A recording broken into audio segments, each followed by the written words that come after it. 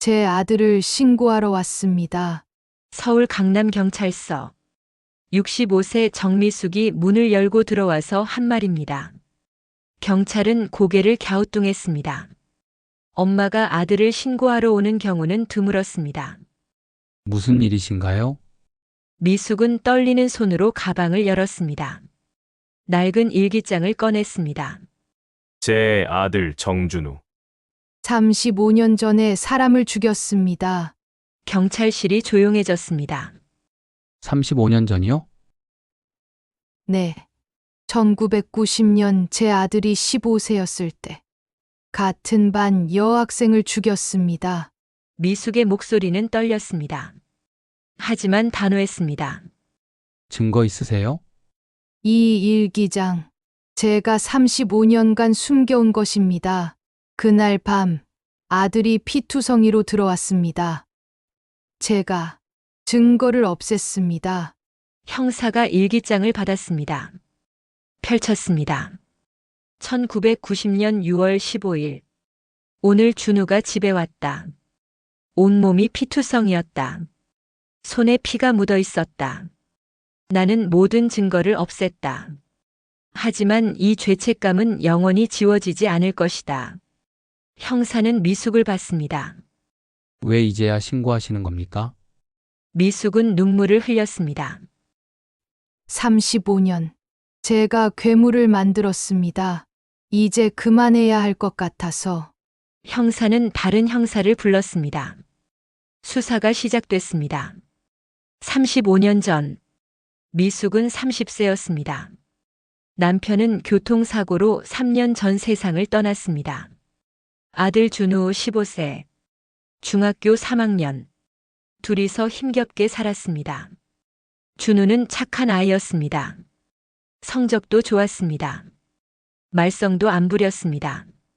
미숙의 자랑이었습니다. 하지만 같은 반에 김은지라는 아이가 있었습니다. 부잣집 딸이었습니다. 준우를 괴롭혔습니다.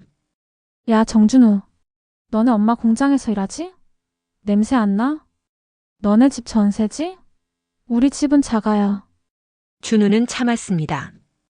집에 와서도 말하지 않았습니다. 엄마가 걱정할까봐. 6월 15일 금요일. 방과 후 은지가 또 놀렸습니다. 야, 정준우. 너 아빠 죽었다며? 교통사고로? 술 먹고 운전했대? 준우의 주먹이 떨렸습니다.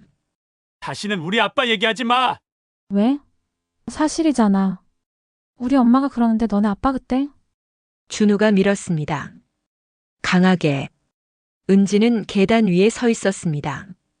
뒤로 넘어갔습니다. 굴렀습니다. 3층에서 1층까지. 쿵, 쿵, 쿵. 멈췄습니다. 움직이지 않았습니다. 머리에서 피가 났습니다. 준우는 얼어붙었습니다. 은지야. 은지야! 대답이 없었습니다. 숨도 쉬지 않았습니다. 준우는 패닉에 빠졌습니다. 은지를 흔들었습니다. 옷에 피가 묻었습니다. 손에도 묻었습니다. 어떡하지? 어떡하지? 15세 소녀는 공포에 질렸습니다. 경찰에 신고해야 한다는 생각은 하지 못했습니다. 그냥 숨기고 싶었습니다. 학교 뒤편에 공사장이 있었습니다. 준우는 은지를 끌고 갔습니다. 무거웠습니다. 하지만 힘이 났습니다. 공포가 힘을 줬습니다. 구덩이가 있었습니다. 곧 시멘트를 부을 예정이었습니다. 준우는 은지를 묻었습니다. 흙을 덮었습니다. 울면서 덮었습니다. 미안해. 미안해. 나 진짜 그럴 생각 없었어. 집에 왔습니다. 밤 11시였습니다. 엄마. 미숙은 소리를 질렀습니다. 아들은 피투성이었습니다. 준우야, 무슨 일이야? 준우는 무너졌습니다. 바닥에 주저앉았습니다. 엄마. 나. 말해봐. 다쳤어? 아니. 나는 안 다쳤어. 근데 준우는 모든 것을 말했습니다. 은지가 놀린 것, 밀친 것, 떨어진 것, 묻은 것. 미숙은 현기증이 났습니다. 지금 뭐라고 했어? 엄마, 미안해. 나 어떻게... 미숙은 아들을 봤습니다. 15세. 아직 어린아이. 남편 없이 혼자 키운 아들. 착한 아들. 말썽 한 번 안 부린 아들. 사고였어. 그냥 사고. 미숙은 선택했습니다. 옷 벗어. 다 태워야 해. 엄마, 빨리. 증거 없애야 해. 내가 감옥 가면 엄마는 어떡해? 미숙은 미친 사람처럼 움직였습니다. 옷을 태웠습니다. 신발도 태웠습니다. 아들을 씻겼습니다. 집을 청소했습니다. 엄마가 다 해결할게. 넌 아무 말도 하지 마. 모르는 척해. 하지만 하지만은 없어. 내가 감옥 가면 엄마도 죽는 거야. 알았어? 준우는 고개를 끄덕였습니다. 다음 날 뉴스가 나왔습니다.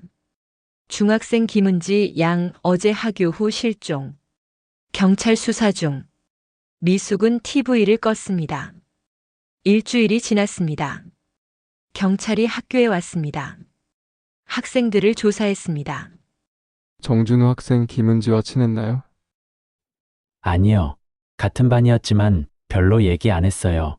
마지막으로 본 게 언제죠? 금요일 오후요. 학교에서. 경찰은 CCTV를 확인했습니다. 하지만 계단 쪽은 사각지대였습니다. 증거가 없었습니다. 아파트 기초공사가 시작됐습니다. 은지는 영원히 사라졌습니다. 수사는 종결됐습니다. 미제 사건. 준우는 변했습니다. 처음 6개월은 악몽을 꿨습니다. 밤마다 비명을 질렀습니다. 은지야! 미안해. 일어나. 제발. 미숙은 아들을 안아줬습니다. 괜찮아. 다 지나갔어. 내 잘못 아니야. 하지만 거짓말이었습니다. 준우의 잘못이었습니다. 그리고 미숙의 잘못이었습니다. 1년이 지나자 악몽이 멈췄습니다. 준우는 고등학교에 진학했습니다. 성적도 올랐습니다. 정상으로 돌아온 것처럼 보였습니다. 하지만 고등학교 2학년 준우가 친구를 때렸습니다. 이유는 간단했습니다. 걔가 나 무시했어. 그래도 때리면 안 되지. 엄마도 날 위해 거짓말했잖아. 나도 날 위해 때린 거야. 미숙은 할 말이 없었습니다. 학교에 가서 사과했습니다. 합의금을 줬습니다. 일은 덮였습니다. 또 반복됐습니다. 20세 여자친구를 때렸습니다. 합의금. 22세 직장 동료를 때렸습니다. 합의금. 25세 또 다른 여자친구를 병원에 보냈습니다. 합의금. 미숙은 평생 모은 돈을 다 썼습니다. 집도 팔았습니다. 전세로 이사했습니다. 엄마, 미안해. 그냥 화가 나면 참을 수가 없어. 병원 가자. 치료받아야 해. 싫어. 나 정상이야. 그냥 화난 거야. 30세 준우는 결혼했습니다. 미숙은 희망을 가졌습니다. 이제 정착하겠지. 가정을 이루면 달라지겠지. 하지만 1년 후 며느리 수진이 멍투성이로 찾아왔습니다. 어머니, 저 못 살겠어요. 준우가 또 때렸어? 매일이에요. 밥이 짜다고 빨래가 안 됐다고 집이 더럽다고. 이유는 항상 있어요. 미숙은 아들을 불렀습니다. 준우야, 왜 때려? 아내를 왜 때려? 엄마도 날 때렸잖아. 어렸을 때 말 안 들으면. 그건 교육이지. 준우가 웃었습니다. 차가운 웃음이었습니다. 나도 교육하는 거야. 똑같아. 엄마, 엄마가 나한테 가르친 거야. 문제가 생기면 숨기면 된다고.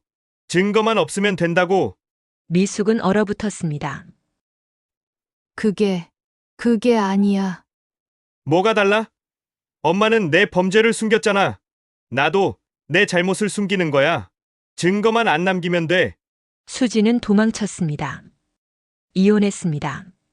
하지만 고소는 하지 않았습니다. 준우가 협박했으니까. 고소하면 너 가족 다 가만 안 둬. 35세 준우는 또 여자를 만났습니다. 혜진이었습니다. 6개월 후 혜진도 병원에 갔습니다. 40세 또 다른 여자. 민지. 1년 후 팔이 부러졌습니다. 45세 지은. 갈비뼈 금이 갔습니다. 미숙은 매번 무릎 꿇었습니다. 합의금을 줬습니다. 빌었습니다. 제발 고소하지 말아주세요. 제가 다 갚을게요. 50세가 된 지금까지 준우는 7명의 여자를 병원에 보냈습니다. 그리고 미숙는 깨달았습니다.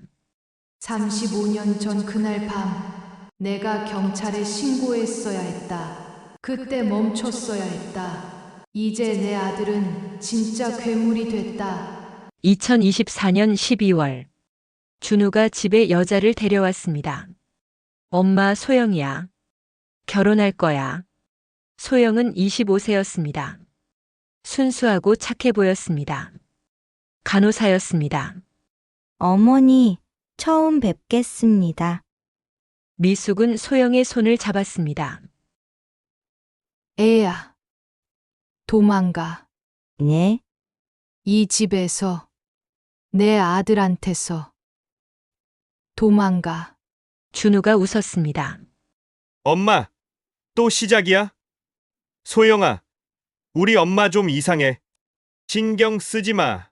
하지만 소영은 미숙의 눈을 봤습니다. 진심이었습니다. 공포와 절망이 섞인 눈빛이었습니다. 예상대로 3개월 후 소영에게 멍이 생겼습니다. 어머니, 알아. 경찰 가자. 내가 증언할게. 하지만 저 사랑해요. 그게 사랑이야? 때리는 게? 오빠가 미안하다고 했어요. 다시는 안 그런대요. 미숙은 한숨을 쉬었습니다. 매번 듣던 말이었습니다. 6개월 후 소영이 임신했습니다. 어머니, 저 임신했어요. 미숙의 얼굴이 굳었습니다. 지워. 네. 지워. 그 아이 낳으면 안 돼. 왜요? 준우 오빠 아기인데. 바로 그래서야. 내 아들 피를 받으면 안 돼. 그 아이도 괴물이 될 거야.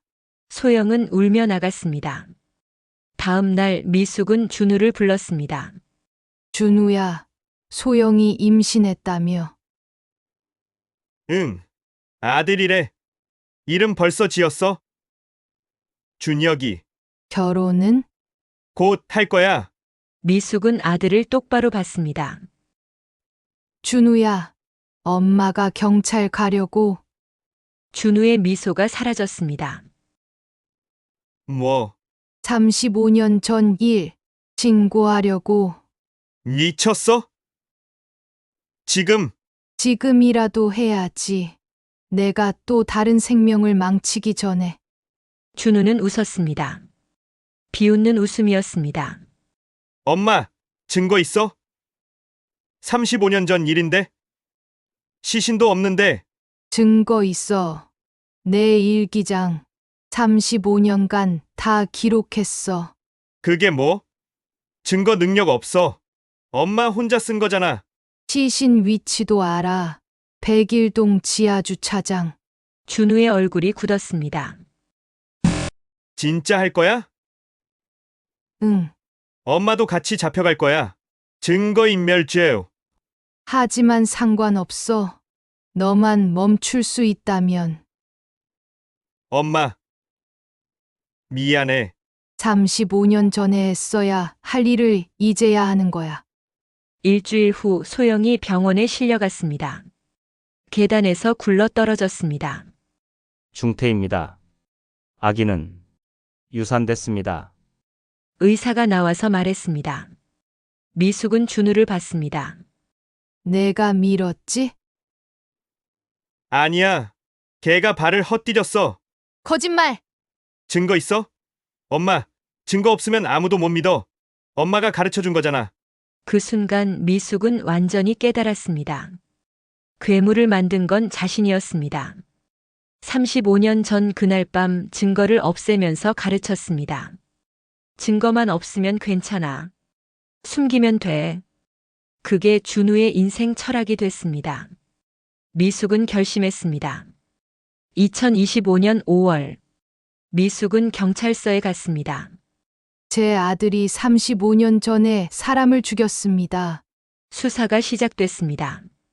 아파트 단지 101동 지하주차장. 굴착 작업. 3m 깊이에서 뼈가 나왔습니다. 인골입니다. DNA 검사 결과. 일주일 후, 김은지 양 맞습니다. 준우는 체포됐습니다. 하지만 여전히 웃고 있었습니다. 공소시효 지났어요.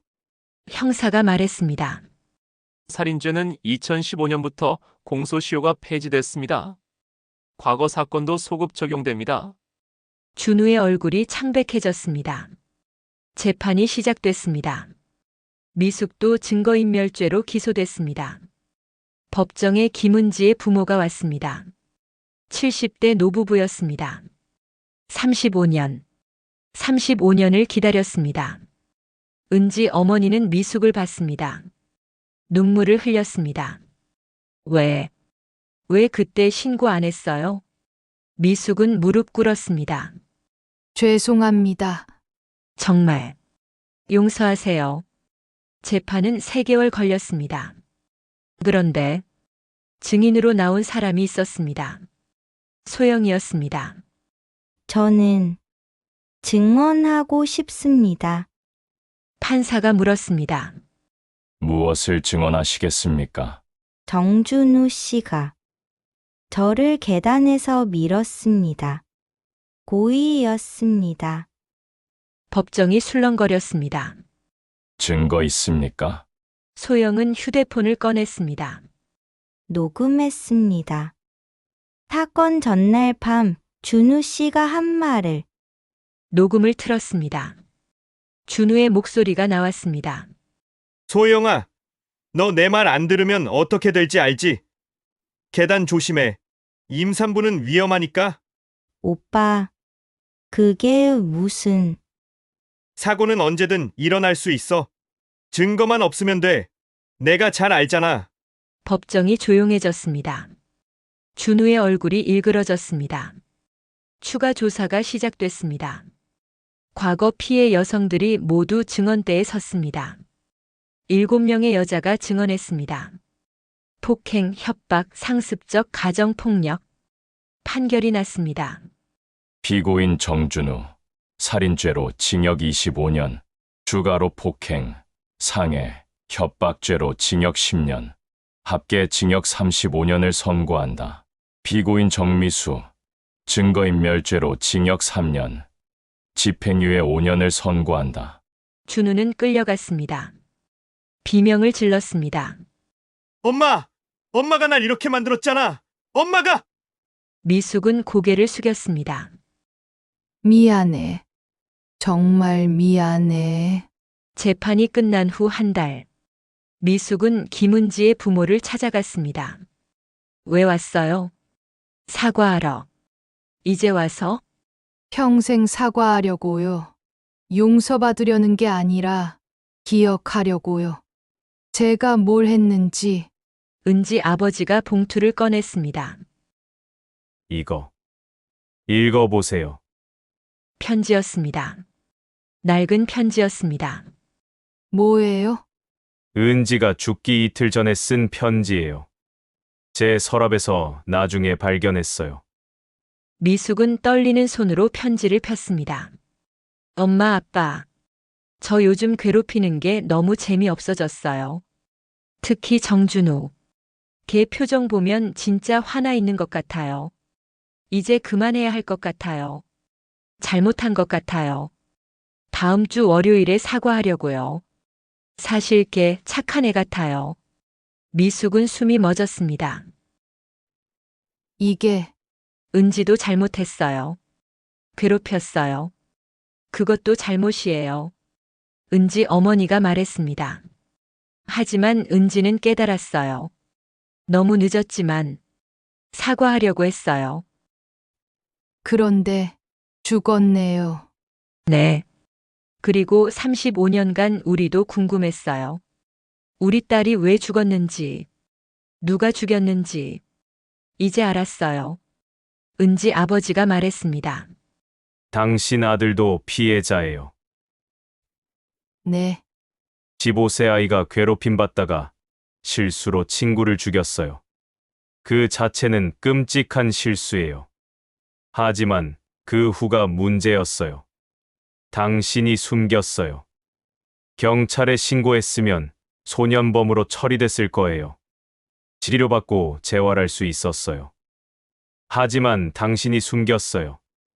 그래서 괴물이 됐어요. 미숙은 무너졌습니다.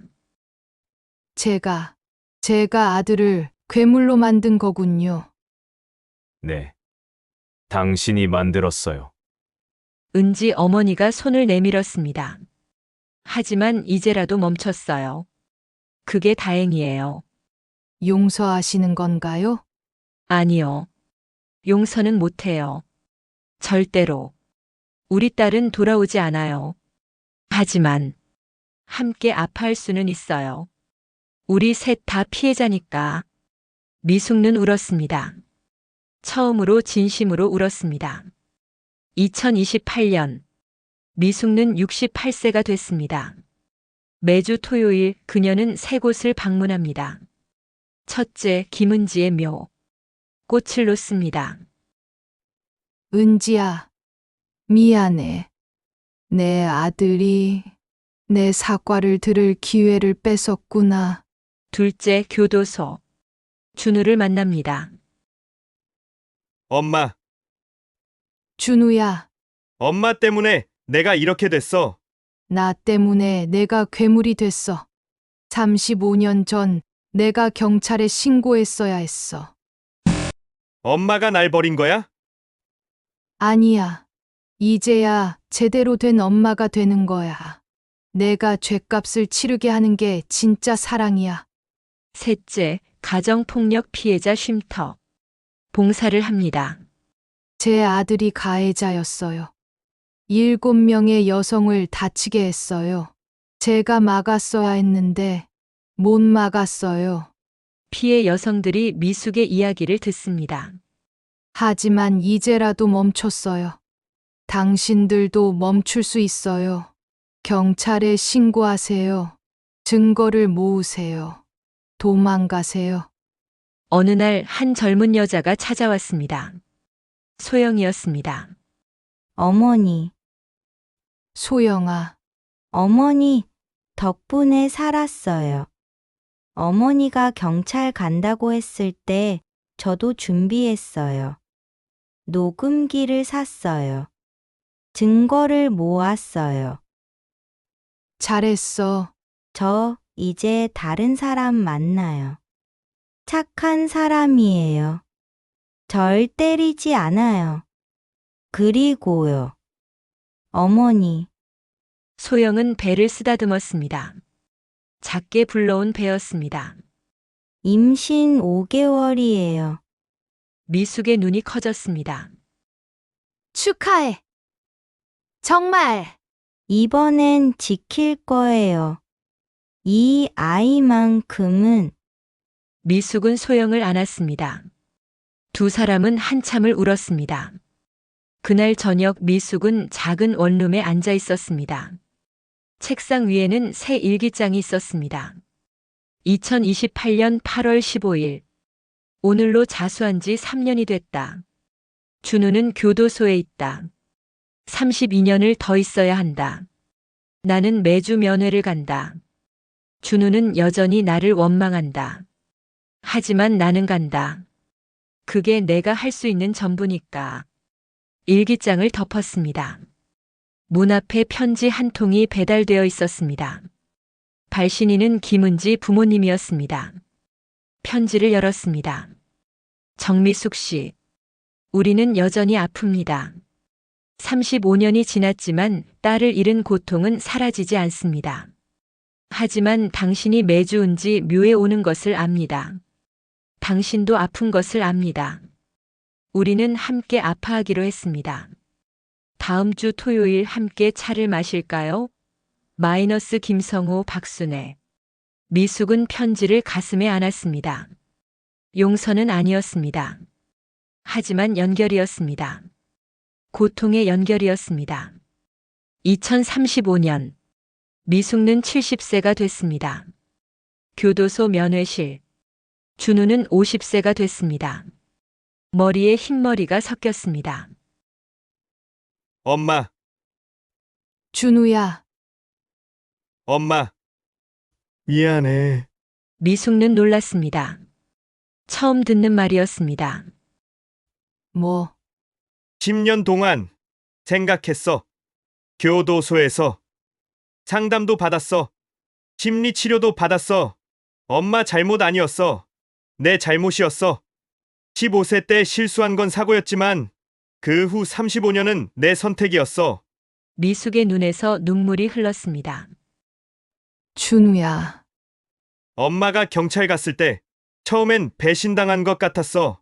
하지만 지금은 알아. 그게 진짜 사랑이었다는 거. 엄마가 날 멈춰줬어. 고마워.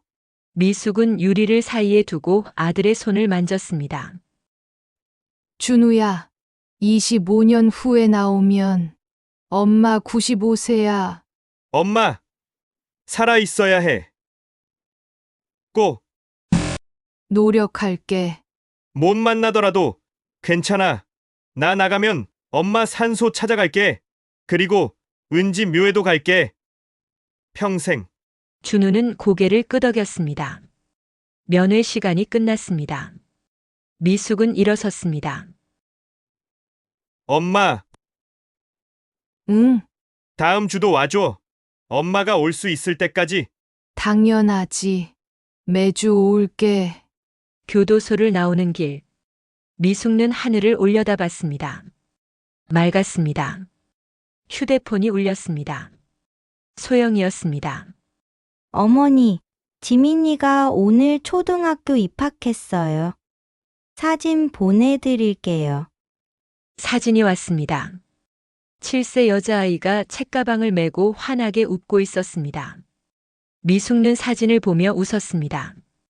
이 아이는 다르게 자랄 거야. 사랑받고, 보호받고, 행복하게.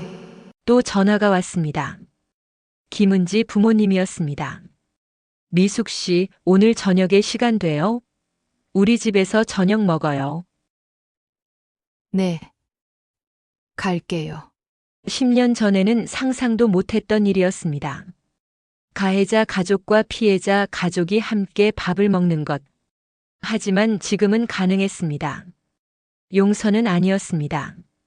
하지만 함께 살아가기였습니다. 그날 밤 미숙는 일기를 썼습니다. 2035년 3월 1일. 오늘 준우가 처음으로 사과했다. 10년이 걸렸다. 하지만 기다린 보람이 있었다. 35년 전 나는 최악의 선택을 했다. 증거를 없앴다. 아들을 숨겼다. 괴물을 만들었다. 10년 전 나는 최선의 선택을 했다. 경찰에 갔다. 진실을 말했다. 아들을 멈췄다. 너무 늦었다. 김은지는 돌아오지 않는다. 7명의 여자들이 입은 상처는 지워지지 않는다. 하지만 더 늦기 전에 멈췄다. 소영의 아이는 안전하다. 준우는 교도소에서 변하고 있다. 나는 70세다. 준우가 나올 때는 95세다. 그때까지 살아있을 수 있을지 모르겠다. 하지만 살아있는 동안 매주 새 곳을 방문할 것이다. 은지의 묘, 준우의 교도소, 피해자 쉼터. 이것이 내 속죄다. 끝나지 않는 속죄다. 하지만 이제는 안다. 진짜 사랑이 무엇인지. 진짜 사랑은 숨겨주는 게 아니다. 멈춰주는 것이다. 아프더라도 미움받더라도 옳은 일을 하는 것이다. 일기장을 덮었습니다. 창밖으로 별이 보였습니다. 내일도 그녀는 깨어날 것입니다. 은지의 묘에 갈 것입니다. 준우를 면회할 것입니다. 피해자들을 도울 것입니다. 아마도 준우가 출소하는 날까지는 살아있지 못할 것입니다. 하지만 상관없습니다. 중요한 건 오늘입니다. 지금입니다. 매일 조금씩 갚아나가는 것입니다. 그것이 70세 정미숙이 배운 것입니다.